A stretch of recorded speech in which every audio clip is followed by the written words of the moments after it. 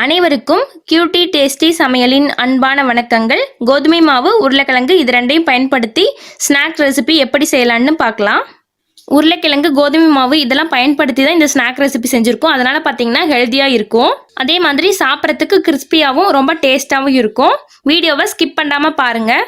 இந்த வீடியோவிலேயே 2 வகையான ரெசிபி சொல்லியிருக்கேன். ஒரே மாவு பயன்படுத்தி செய்யலாம். அதில் ஃபர்ஸ்ட் ரெசிபி பார்த்தீங்கன்னா உருளைக்கிழங்கை பயன்படுத்திட்டு ஸ்டஃபிங் மாதிரி செய்ய போகிறோம். அதுக்கு பார்த்தீங்கன்னா 7 உருளைக்கிழங்கை வேக வச்சு தோல் நீக்கி எடுத்து வச்சுருக்கேன். இதை நல்லா மசிச்சுட்டு எடுத்துக்கலாம். அடுப்பில் ஒரு பாத்திரம் வச்சுட்டு அதில் தேவையான அளவு ஆயில் ஆட் பண்ணிக்கலாம். ஆயில் பார்த்தீங்கன்னா 2 டேபிள் ஸ்பூன் அளவு ஆட் பண்ணுறேன். வெங்காயம் வதங்கிறதுக்கு தேவையான அளவு ஆட் பண்ணிக்கோங்க. ஆயில் நல்லா சூடான பிறகு பெரிய வெங்காயம் ஒரு 3 வெங்காயம் பார்த்தீங்கன்னா நல்லா சின்ன சின்னதாக கட் பண்ணிட்டு எடுத்து வச்சுருக்கேன். அதை ஆட் பண்ணிக்கலாம். நீங்கள் வெங்காயம் எவ்வளோ வேணும்னாலும் ஆட் பண்ணிக்கலாம். வெங்காயம் எவ்வளோ அளவு ஆட் பண்ணுறீங்களோ அதேமாதிரி சாப்பிட்றதுக்கு ரொம்பவே நல்லாயிருக்கும். இதுலேயே பார்த்தீங்கன்னா கருவேப்பிலை தழை சின்ன சின்னதாக கட் பண்ணிவிட்டு ஆட் பண்ணிக்கோங்க. இது ஆட் பண்ண பிறகு இது எல்லாத்தையும் நல்லா வதக்கி எடுத்துக்கலாம். வெங்காயமில் இந்த அளவுக்கு நல்லா வதங்கின பிறகு நம்ம மசிச்சுட்டு எடுத்து வச்ச உருளைக்கிழங்கை ஆட் பண்ணிக்கலாம். உருளைக்கிழங்கை இந்த அளவுக்கு நல்லா மசிச்சுக்கோங்க. இப்போ ஆட் பண்ணிக்கலாம். இதுலேயே தேவையான அளவு உப்பு ஆட் பண்ணிக்கலாம். தேவையான அளவு மிளகாய்த்தூள் ஆட் பண்ணிக்கலாம். நீங்கள் உருளைக்கிழங்கு ஆட் பண்ண உடனே பார்த்தீங்கன்னா அடுப்பை வந்து ரொம்ப லோவில் வச்சுக்கோங்க. வச்சுட்டு தான் இதெல்லாம் பண்ணணும். அதே மாதிரி இதில் கொஞ்சமாக மஞ்சள் தூள் ஆட் பண்ணிக்கலாம். இது ஆப்ஷனல் தான், பார்க்கறதுக்கு கொஞ்சம் கலராக இருக்கும். இதெல்லாம் ஆட் பண்ண பிறகு இது எல்லாத்தையும் நல்லா மிக்ஸ் பண்ணிவிட்டு அடுப்பை ஆஃப் பண்ணிடலாம். இது ஃபுல்லாக ஆற வச்சிடலாம் தனியாக. இப்போ நம்ம மாவு ரெடி பண்ணலாம். அதுக்கு பார்த்தீங்கன்னா 1/2 கப் அளவு கோதுமை மாவு எடுத்து வச்சுருக்கேன். இதை ஆட் பண்ணிக்கலாம்.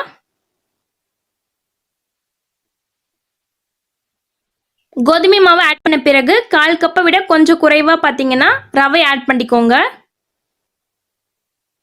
இதுலேயே தேவையான அளவு உப்பு ஆட் பண்ணிக்கலாம். 1/2 டீஸ்பூன் அளவு சீரகம் எடுத்து வச்சுருக்கேன். அதை லைட்டாக தட்டிட்டு எடுத்து வச்சுருக்கேன். இதை ஆட் பண்ணிக்கலாம். சீரகம் ஆட் பண்ணுறதுனால சாப்பிடும்போது ரொம்ப நல்லா இருக்கும். அதே மாதிரி பார்த்தீங்கன்னா 2 டேபிள் ஸ்பூன் அளவு கருப்பு எள்ளு எடுத்திருக்கேன். அதை ஆட் பண்ணிக்கலாம்.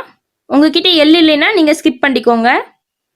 அப்புறம் பார்த்தீங்கன்னா காரத்துக்கு 2 வரமிளகாயை அதனுடைய உள்ளே இருக்க விதையெல்லாம் எடுத்துட்டு அப்புறம் வந்து மிக்சியில் அரைச்சிட்டு எடுத்து வச்சுருக்கேன். இதை ஆட் பண்ணிக்கலாம். நீங்கள் இந்த மாதிரி பண்ணும்போது பார்த்தீங்கன்னா பார்க்கும்போது கொஞ்சம் கலர்ஃபுல்லாக இருக்கும். நீங்கள் இதுக்கு பதிலாக மிளகாய் தூள் கூட வந்து ஆட் பண்ணிக்கோங்க. இதெல்லாம் ஆட் பண்ண பிறகு இது எல்லாத்தையும் நல்லா மிக்ஸ் பண்ணிட்டு எடுத்துக்கலாம். எல்லாத்தையும் நல்லா மிக்ஸ் பண்ண பிறகு இதில் கொஞ்சம் கொஞ்சமாக தண்ணி ஆட் பண்ணிவிட்டு மாவு எல்லாத்தையும் நல்லா மிக்ஸ் பண்ணிவிட்டு எடுத்துக்கலாம். இப்போ பார்த்தீங்கன்னா மாவு எல்லாத்தையும் நல்லா மிக்ஸ் பண்ணிவிட்டு எடுத்து வச்சுருக்கேன். மிக்ஸ் பண்ண பிறகு பார்த்தீங்கன்னா கையில் வந்து லைட்டாக ஒட்டும். இந்த அளவுக்கு நீங்கள் வந்து மிக்ஸ் பண்ணி எடுத்திங்கனாவே போதும்.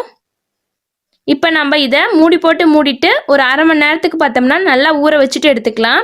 அப்போ பார்த்தீங்கன்னா ரவையெல்லாம் நல்லா ஊறி வந்துடும். அதுக்காக இப்போ 1/2 மணி நேரத்துக்கு பிறகு மாவு எடுத்து வச்சுருக்கேன். இதில் 2 டேபிள் ஸ்பூன் அளவு ஆயில் ஆட் பண்ணிக்கலாம். நான் வீடியோவில் 1 டேபிள் ஸ்பூன் அளவு தான் காட்டியிருப்பேன். நீங்கள் 2 டேபிள் ஸ்பூன் அளவு ஆட் பண்ணிக்கோங்க.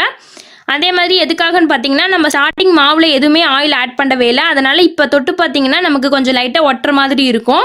அதனால் ஆயில் ஆட் பண்ணிவிட்டு நல்லா மிக்ஸ் பண்ணிவிட்டு எடுத்துக்கோங்க. இப்போ மிக்ஸ் பண்ண பிறகு பார்த்தீங்கன்னா நமக்கு மாவு வந்து கையில் ஒட்டவே ஒட்டாது. அதே மாதிரி 1/2 மணி நேரம் மாவு ஊற வச்சுருக்கனால பார்த்தீங்கன்னா ரொம்ப நல்லா சாஃப்டாக இருக்கும். இந்த அளவுக்கு வந்து ரெடி பண்ணிக்கோங்க. இப்போ நம்ம ஸ்நாக் வந்து செய்ய ஸ்டார்ட் பண்ணலாம். சப்பாத்திகள் எடுத்து வச்சுருக்கேன் தேய்க்கிறதுக்கு. அது மேலே நம்ம செஞ்சு வச்சுருக்க மாவுலேருந்து ஒரு உருண்டை எடுத்து வச்சுட்டு மீடியம் சைஸில் வச்சுக்கோங்க. வச்சுட்டு அது மேலே லைட்டாக மாவு வந்து தூவி விட்டுட்டு தேய்க்க ஸ்டார்ட் பண்ணிடலாம். மாவு எதுக்காகன்னு பார்த்தீங்கன்னா நம்ம மாவு லைட்டாக தூவி விடும்போது பார்த்தீங்கன்னா அடியில் ஒட்டாது. அதே சமயம் தேய்க்கிறதுக்கு நல்லா ஈஸியாக இருக்கும். ரொம்ப மெலிசாலாம் தேய்க்க தேவையில்லை. ஓரளவுக்கு மீடியமாக தேய்ச்சாவே போதும். இந்த அளவுக்கு தேய்ச்சிட்டு எடுத்துக்கோங்க.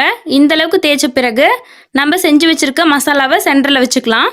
நான் இதில் பார்த்தீங்கன்னா நான் வந்து எந்த சைடில் வந்து இந்த க்ளோஸ் பண்ணுறதுக்கு எந்த மாவுமே யூஸ் பண்ணாமல் க்ளோஸ் பண்ணுறேன். ஒரு சில டைம் நமக்கு க்ளோஸ் பண்ணும்போது பிரிஞ்சு வரதுக்கு சான்சஸ் இருக்குது. அதனால் நீங்கள் சைடில் மாவு கூட வந்து லைட்டாக வந்து அப்ளை பண்ணி விட்டுக்கலாம். அது வந்து நான் வந்து இதில் காமிக்கிறேன் எப்படின்ட்டு. இப்போ இந்த மாதிரி நடுவில் சென்டரில் வந்து வச்ச பிறகு நம்ம இதை பார்த்தீங்கன்னா இந்த மாதிரி 2 கார்னரையும் வச்சு இப்படி வந்து லைட்டாக வந்து ப்ரெஸ் பண்ணிக்கோங்க. லைட்டாக ப்ரெஸ் பண்ணிங்கன்னா நம்ம எண்ணெயில் போடும்போது பிரிஞ்சு வந்துடும். அதனால் கொஞ்சம் நல்லாவே வந்து ப்ரெஸ் பண்ணிக்கோங்க.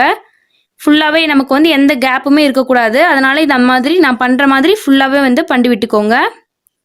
இதே நம்ம மாவு வந்து சுற்றி வந்து லைட்டாக அப்ளை பண்ணி விட்டுட்டு நம்ம பண்ணும்போது பார்த்தீங்கன்னா நமக்கு நல்லா பிரிஞ்சு வராது. இந்த மாதிரி மாவு அப்ளை பண்ணாமல் பண்ணுறதா இருந்தால் நல்லா வந்து ப்ரெஸ் பண்ணி விட்டுக்கோங்க. இந்த மாதிரி நம்ம எல்லாத்தையும் ரெடி பண்ணிக்கலாம்.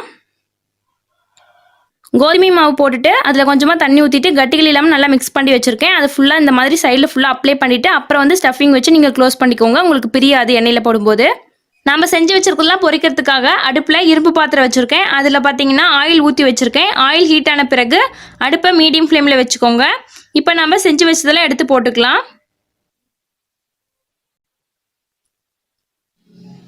இது ரெண்டு பக்கமும் நல்லா வேகிற வரைக்கும் பார்த்தீங்கன்னா நல்லா திருப்பி போட்டு நல்லா வேக வச்சு எடுத்துக்கலாம்.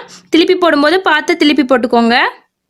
இப்போ பார்த்தீங்கன்னா ரெண்டு பக்கமே நல்லா திருப்பி போட்டு நல்லா வேக வச்சாச்சு. நல்லாவே கோல்டன் ப்ரௌன் கலரில் வந்துருச்சு. பார்க்குறதுக்கே ரொம்ப நல்லா இருக்கு. இந்த மாதிரி நம்ம எல்லாத்தையுமே செஞ்சுட்டு எடுத்துக்கலாம். இதுலேயே பார்த்தீங்கன்னா நம்ம இன்னொரு இது செய்யலான்னு சொல்லியிருந்தேன். அது எப்படி செய்யலான்ட்டு பார்க்கலாம். இது செய்யறதுக்கு பார்த்தீங்கன்னா நம்ம செஞ்சு வச்சிருக்க மாவை சப்பாத்தி மாதிரி தேய்ச்சிட்டு கத்தி யூஸ் பண்ணி உங்களுக்கு என்ன ஷேப் வேணுமோ கட் பண்ணிக்கோங்க. நான் பார்த்தீங்கன்னா டைமண்ட் ஷேப் கட் பண்ணிட்டு ஆயிலில் போட்டிருக்கேன். இந்த மாதிரி உங்களுக்கு என்ன ஷேப் வேணுமோ கட் பண்ணிட்டு ஆயிலில் போட்டு ஃப்ரை பண்ணிங்கன்னா ரொம்ப ஈஸியாக ரெடி ஆயிரும். இப்போ பார்த்தீங்கன்னா எல்லாத்தையுமே செஞ்சுட்டு எடுத்து வச்சிருக்கேன். இது பார்த்தீங்கன்னா நம்ம ஃபஸ்ட்டு செஞ்சு வச்சது. பார்க்குறதுக்கே ரொம்ப அழகாக இருக்குது. அதேமாதிரி ஸ்டஃபிங்கும் நல்லா வந்திருக்கு. சாப்பிட்றதுக்கு ரொம்பவே நல்லா இருக்கும். நீங்கள் உருளைக்கிழங்கு மசாலாவுக்கு பதிலாக நீங்கள் வேறு மசாலா கூட வச்சு செஞ்சுக்கலாம். இன்னொன்று பார்த்தீங்கன்னா நம்ம செகண்ட் செஞ்ச மெத்தடு.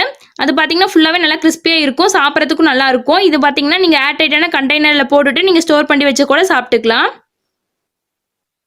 இந்த மாதிரி நீங்களும் செஞ்சு பாருங்க. செஞ்சு பார்த்துட்டு எப்படி இருந்துச்சுன்னு சொல்லிட்டு கமெண்ட் பண்ணுங்க. பிடிச்சிருந்தா லைக் பண்ணுங்க, ஷேர் பண்ணுங்க. மறக்காம நம்ம சேனலை சப்ஸ்கிரைப் பண்ணிக்கோங்க. Thank you friends.